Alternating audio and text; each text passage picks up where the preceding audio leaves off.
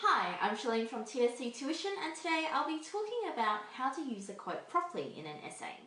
When we use a quote in our own writing, it's called paraphrasing, and there are certain do's and don'ts that we must follow. But first of all, why do we paraphrase at all? We use quotes inside our writing to show that we're not just making stuff up when we're talking about this text, that there is actual proof in the text that shows that what we're saying is actually true. Now, in education terms, or in English education terms, this is called engaging with the text. First of all, we should never, ever have a quote in a sentence that consists only of the quote. No teacher ever wants to see a sentence start with a quote mark and end with a quote mark. All you're doing is copying and pasting a quote from the text into your essay.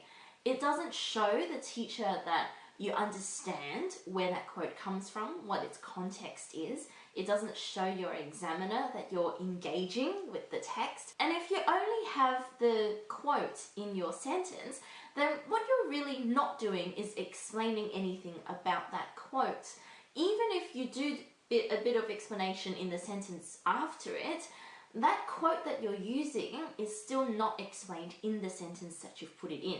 Secondly, a quote should not be really long in a sentence. A good rule of thumb that I like to apply if your handwriting's not a really large sort of handwriting is that if your quote is over a line long, it's too long. You are the boss of your sentence. You are the one in charge. The quote should not be the one in charge.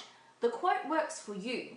You use the quote to serve your purpose, not the other way around. Your sentence should not serve the quote. The quote ought to serve your sentence. And the length of the quote ought to reflect this. No more than a line long if you have a reasonably sized sort of handwriting. If you've got really large handwriting, then maybe scale it back to maybe 2 lines, no more than 2 lines. If you've got really tiny handwriting, definitely no more than a line. Thirdly, your sentence should never ever start with the quote.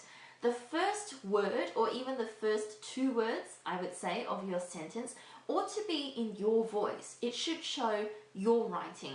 If you start with the quote, you're not the one in control of that sentence. The quote is the one in control of that sentence. And again, it doesn't prove that you've got good control of your writing, which is one of the rubrics that your teacher and your examiner at the end of the year will be assessing you on. If you don't show that you are the one in control, if you start your sentence with the quote is in control, not you. So I hope that was helpful. Like and subscribe to all my social media channels to get all the latest tips and tricks to English. As always, please contact me if you'd like to get some one-to-one tutoring. I'm in Nunawading in Victoria, or if you'd like me to send someone out to you, provided that you are in the eastern suburbs of Melbourne, please also contact me and I can send someone out to you. Thanks for watching.